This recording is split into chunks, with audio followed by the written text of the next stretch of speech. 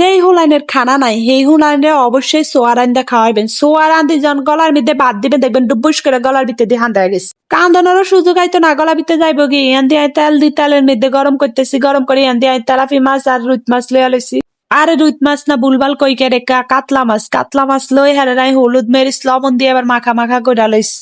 এবার ভালো মতন মাইক্কা সেক্কা লইতে হইব, যেন বেগুনের গাত হলুদ মরিচ লাগে। হলুদ মরিচ না লাগলে ভাল লাগবে না তরকারির মধ্যে আর মাছের বাজির মধ্যে যদি ভালো মতন হলুদ না লাগে তাহলে কালার আইয়ে না।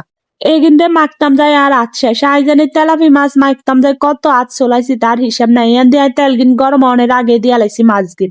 যা কেন মাছগিন দিয়ে এবার ভালো মতন বাজিয়ে লমো, কারণ মাছ ভাজি কইরা রান্তে আনতে ভাল লাগে। যে কোনো তরকারির মধ্যে মাছ ভাজিয়ে ভাল লাগে। আমরা আবার রান্না অনেক জাল দি খাই না, খুবই কম খাই। আমরা আবার ভাজি খাই বেশি। তবে আর বিয়ার আর প্রথম অনেক সমস্যা হইতো, কারণ বাইরের বাড়ি দেখতাম একরকম রান্দা, হোর বাড়ি দেখতাম আরেক রকম রান্দা। যে নাই রান্দা হিকাম কেন মানুষের কাছে মাত্তা হিস না হইতে শিখতে গেলে তো দুই রকম রান্দা। এক কিনার দিয়ে ঢুকতো আর এক কিনার দিয়ে বাড়ি যেত। হ্যাঁ আর হরো কইলাম যা হোর বাড়ি যান থাই তাহলে হোর বাইলে নেই রান্ধি। হ্যাঁ হোর বাড়ি যেতে বেশি রান্দা লাগে গেলে বাইরের বাড়ি গেলে তো টই টই করি রান্দাম কতক্ষণে মায়ের রান্দা কুলান আবার আইলেন দা হোর বাড়ি তো অবশ্যই রাঁধতে হইব। ইয়াতে আর মাছ গিনে বাজি হয়ে গেছে। বাজি অনেক ধরে পেঁয়াজ গিন্ডে ভালো মতো লাড়া চালা চিকেনটা লাল লাল করে লইতেছি। পেঁয়াজ লাল লাল অনের হরে আই দিয়ে দিছি রসুন বাটা দিয়ে এর ভালো মতো লাড়া চালা দিছি জিরা বাটা দিয়ে লাড়া চালা দিতে হইব। দিয়া দিছি লবণ দিয়া নেড়ে লবণ পরিমাণ মতো দিছি দিয়ে আবার লাড়া চালা করতেছি। আমি যাই করি লাড়া চালা করতে হবে। ইয়ান দিয়ে আর মনে হয় যে আর হওয়া যাইতে গেছে লাই হানি দিয়া লাইছি কদ্দু।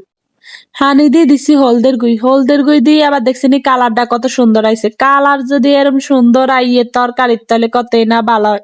হ্যাঁ কালার সুন্দর আইলে হইতো না, রান্দাও কিন্তু মজা হইতে হবে। দিয়ে দিছি আমি মেথির গুই দিয়ে এবার আই দিয়া দিছি টমেটো আর কাঁচামরিচ দেওয়ানের হরে এবার কতক্ষণ কষাই এবার আই যে এই সোয়াগিন রাখছি সোয়ার লগে আবার অল্প দুগা আলুও দিছি হেগিন দিয়ে এবার ভালো মতন মাখা জাকা করতেছি। যেহেতু আজ যে মানুষ বেশি তাহলে আর সোয়াই কগ্গা হইতো না, ভাবছি একজনের দুইজনের অনুযায়ী আনছি আর মানুষ বেশি হয়ে গেছে এলে আলু দিয়া লইছি। আলু আবার সোয়ার লগে দিলে ভাল লাগে না।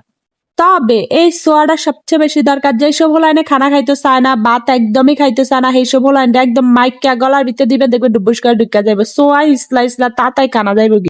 আর কাছে আর হোলারে সবচেয়ে খাওয়াইতে ভালো লাগে এই সোয়া দিলে। সোয়া দিলে হাতের হাড়ের ভিতরে জাগি খানাও খুব তাড়াতাড়ি হয়ে যায়। ওই খানালয় যতক্ষণ বই থাকে সোয়ালে এতক্ষণ বই থাকতে পারে না, হিসলা গলার ভিতরে যায়গি।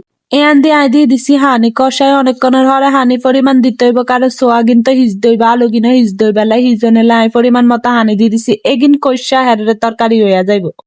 এবার দেখছেন এগিন কি সুন্দর গট করে উতরাইতেছে। গট করে উতরাইতে হেরের কমবা। চুলার দিকে আবার কেউ চাইয়ে না, চুলার যে অবস্থা এই অবস্থা কেউ না চাইলে হইব।